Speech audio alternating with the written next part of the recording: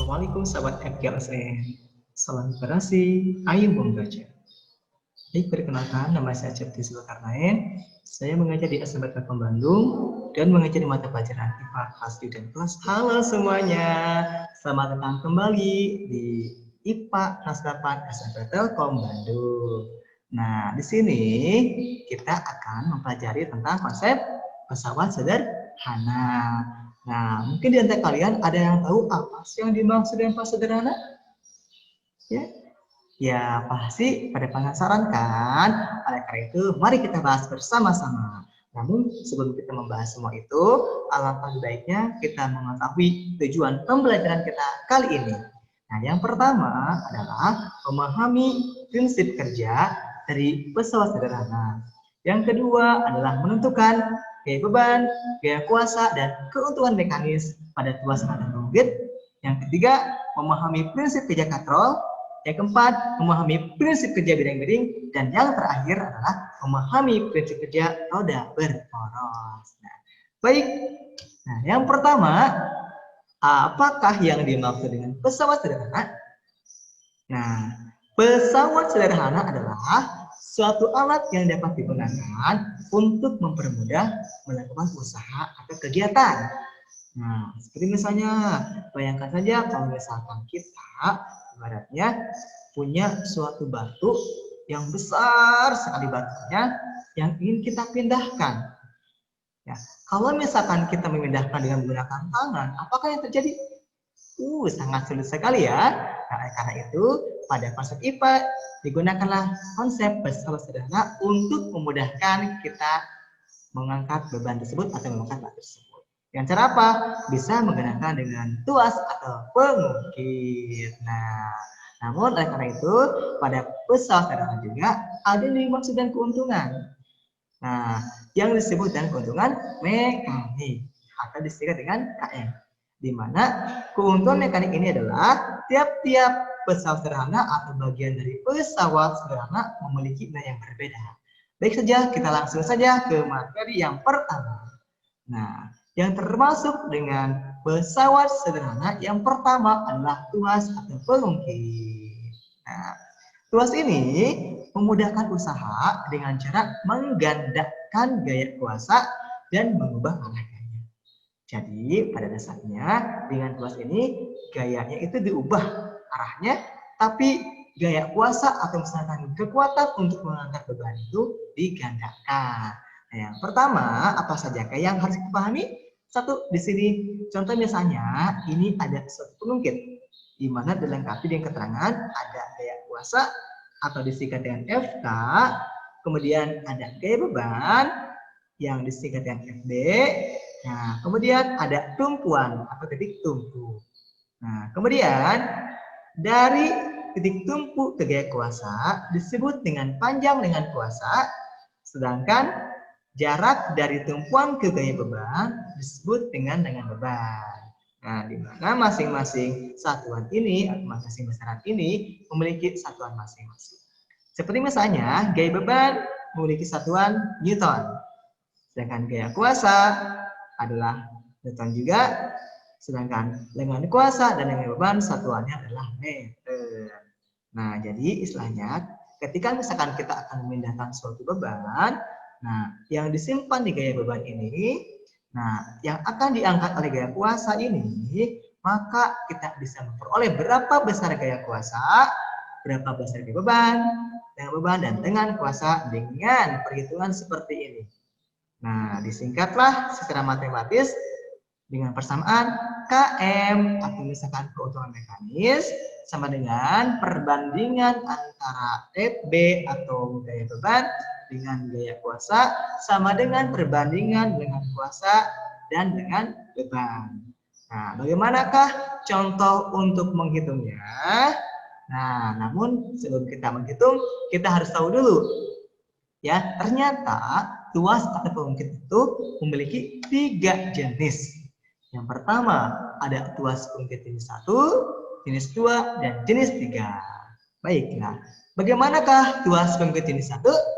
Nah, ini misalnya contohnya, mungkin kalian di rumah tahu ya, punya namanya adalah gunting.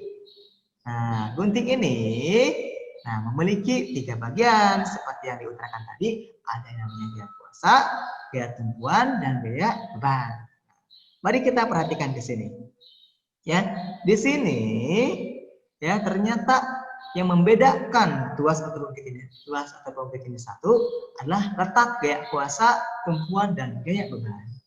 Nah, perhatikan untuk yang pertama, untuk tuas atau pembangkit ini satu itu urutannya adalah gaya kuasa, kemudian tumpuan, dan gaya beban.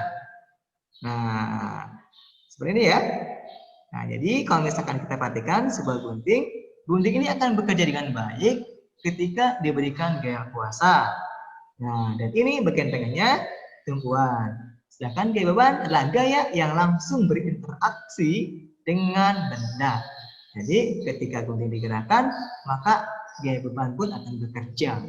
Sehingga benda yang kita akan potong dan gunting bisa mudah untuk dipotong. Yang kedua, ada tuas ataupun pengungkit jenis kedua.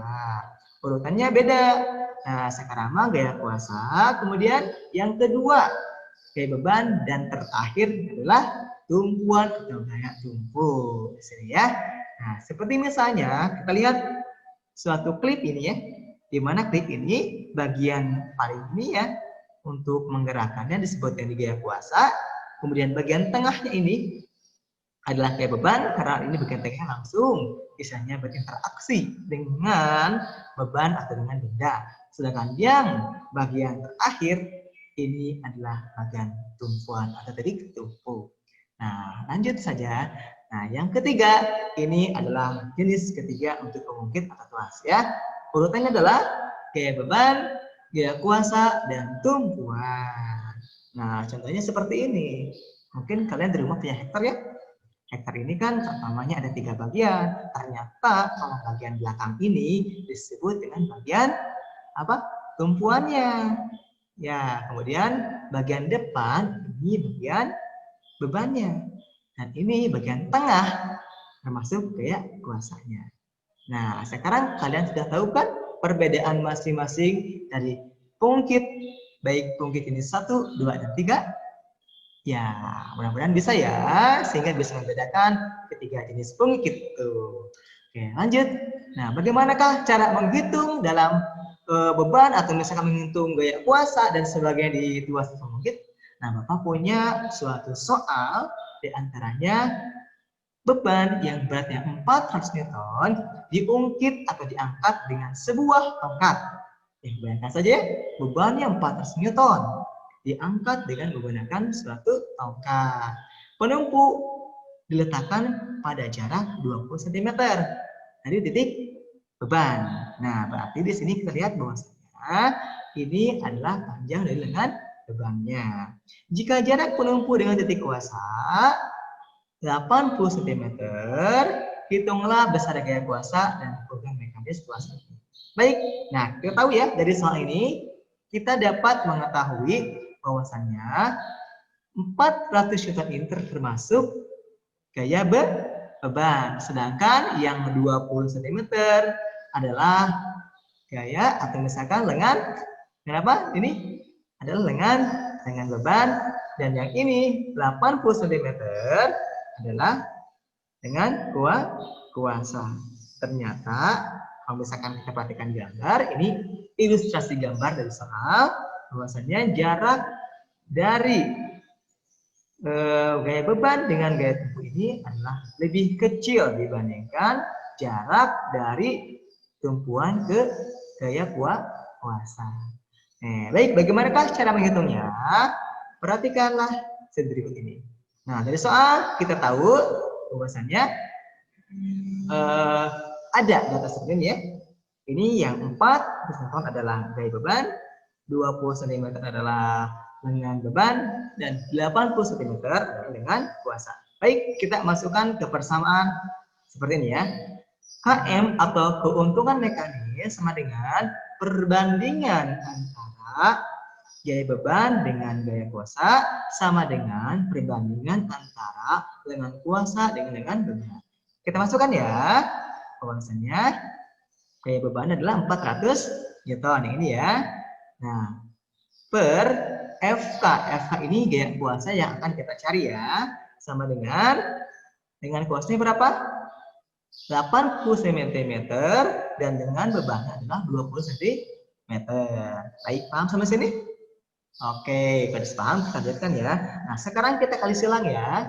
Ini kali ini dan ini kali ini. Sehingga diperolehlah persamaan ini ya, FK sama dengan 400 Newton dikali 20 cm dibagi 80 cm.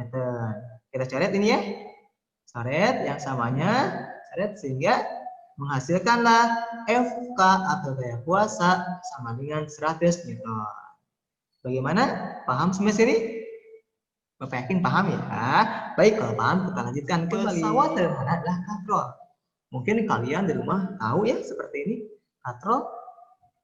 Ini timbaan sumur ya. Seperti itu, tahu kan?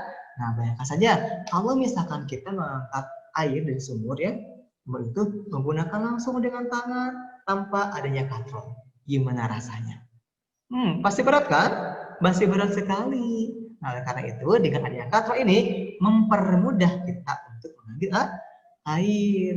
Namun bagaimanakah prinsip kerja dari katrol ini? Nah, prinsip kerjanya adalah membelokkan gaya sehingga berat beban tetap sama dengan gaya kuasanya. Ya, seperti itu. Jadi konsepnya adalah dengan kita menggunakan katrol ini, gayanya akan dibelokkan sehingga berat beban tetap sama dengan gaya kuasanya, sehingga beban yang kita ambil tidak terlalu berat, ya, sehingga misalkan kita mengambil air dari sumur tidak begitu susah dan tidak begitu berat karena baik. Nah, katrol ternyata ada 3 jenis juga. Yang pertama ada katrol tetap, yang kedua ada katrol bebas, tunggal atau tunggal bergerak, dan yang ketiga ada katrol majemuk. Nah, baik kita bahas satu persatu. Katrol tetap. Nah, katrol tetap dapat kita temukan pada saat kita mengambil air dalam sumur. Nah, bagaimanakah keuntungan yang dimiliki oleh katrol tetap? Nah, katrol tetap ini memiliki keuntungan mekanik yang sama dengan satu. Ya, jadi katrol ini tidak menggandakan gaya kuasa. Ya, tapi hanya untuk mempermudah saja. Sedangkan gaya kuasa sama dengan gaya beban. Jadi tidak cuma satu, tidak menggandakan gaya kuasanya, tapi menyamakan antara gaya kuasa dan gaya beban. Yang kedua, nah bagaimanakah secara matematis untuk menentukan perhitungan katrol tetap ini? Ya, sama saja pada dasarnya kita menggunakan ada namanya gaya beban ini atau FB dengan satuan Newton, gaya kuasa dengan satuan Newton, LK dengan kuasa satuan meter, LB dengan beban satuan meter. Nah, ini seperti ini. Yang pertama ini beban memiliki gaya yang disebut dengan gaya beban atau FB. Yang kemudian FK ini ya kuasa. Nah, bagaimanakah dengan beban dan dengan kuasa?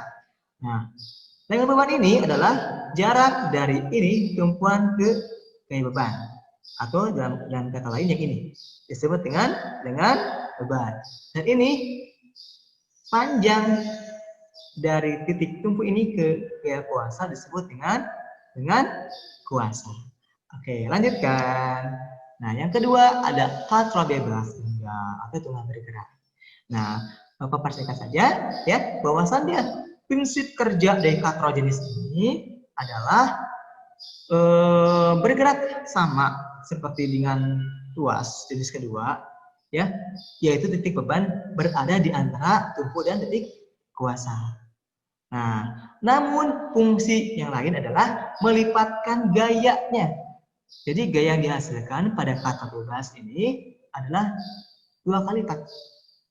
Ya, sehingga jika gaya pada kuasa yang diberikan untuk mengangkat beban menjadi setengah dari gaya beban, maka otomatis gaya bebannya menjadi berapa? 1 kali gaya bebannya. Jadi dapat kita simpulkan gaya kuasa pada katrol tunggal atau bebas tunggal ini adalah sama dengan setengah dari gaya bebannya. Kalau misalnya gaya bebannya ada 10, berarti gaya kuasanya adalah berapa? 5. Oke, paham ya? Lanjut. Nah, bagaimanakah keuntungan mekanik dari kartu bebas ini? Ya, karena sifatnya untuk menggandakan gaya, berdampak pada keuntungan yang berganda juga. Ya, jadi berapa dong? Yaitu adalah sama dengan 2. Jadi ketika kita membandingkan gaya beban dengan kuasa atau misalkan dengan kuasa dengan beban, akan diperoleh angka 2 atau lebih. Dan itu ciri khas dari katrol bebas tunggal atau tunggal bergerak. Seperti itu ya. Selanjutnya, ini sama ya, sehingga kita bisa membuat persamaan secara matematika. HM atau keuntungan mekanis sama dengan gaya beban dibagi gaya kuasa sama dengan kuasa dibagi dengan beban. Tapi harus sama dengan 2 jika menggunakan katrol bebas tunggal. Oke, paham ya? Baik. Selanjutnya, ada yang disebut dengan katrol majemuk atau katrol berganda. Nah, katrol majemuk ini merupakan gabungan dari 2 buah katrol, ya, yang dirangkai menjadi suatu sistem yang sangat terpadu, yaitu adalah antara katrol tetap dan katrol bebas tunggal, sehingga terbentuklah katrol majemuk atau katrol berganda. Oke, selanjutnya, inilah contoh dari katrol majemuk atau katrol berganda, ya. Aku disebutnya dengan katrol gabungan. Seperti ini ya, diantaranya di sini ada katrol tetapnya, ini, dan ada katrol bebas tunggalnya, bebas segera. Lanjutnya, nah yang ketiga yang termasuk tuas atau misalkan bahasa sederhana adanya bidang miring, ya.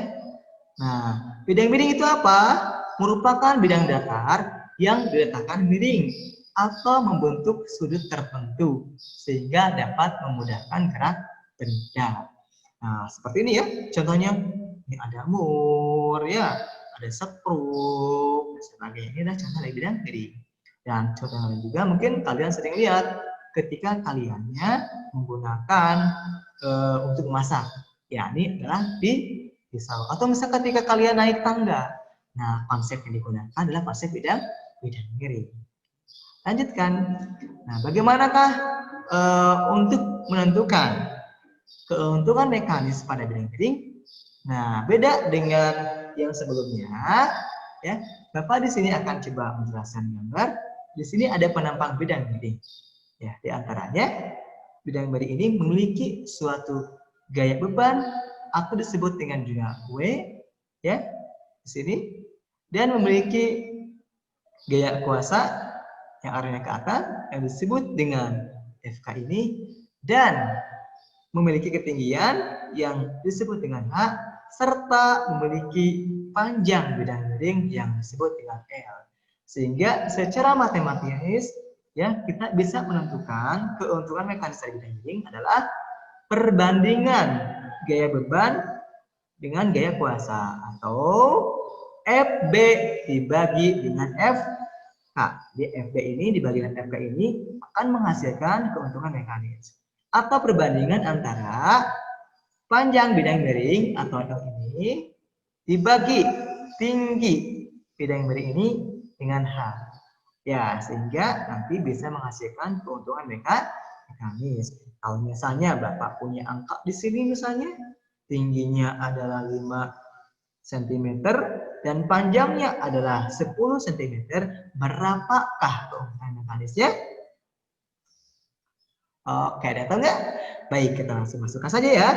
Di sini kan L-nya adalah 10 cm, dibagi H-nya adalah 5 cm. Ini berapa? Sama dengan 2. Sehingga keuntungan mekanisnya adalah 2. Oke, paham sampai sana? Oke, lanjutkan kembali. Yang terakhir, dalam pesawat sederhana ada yang dimaksud dengan roda berporos. Apa sih roda berporos itu? Adalah pesawat sederhana yang memiliki 2 roda dengan ukuran yang berbeda. Yang Baiklah semuanya, mungkin itu materi kita kali ini. Mudah-mudahan bermanfaat dan jangan lupa untuk dipelajari kembali. Salam literasi, ayo membaca. Wassalamualaikum warahmatullahi wabarakatuh.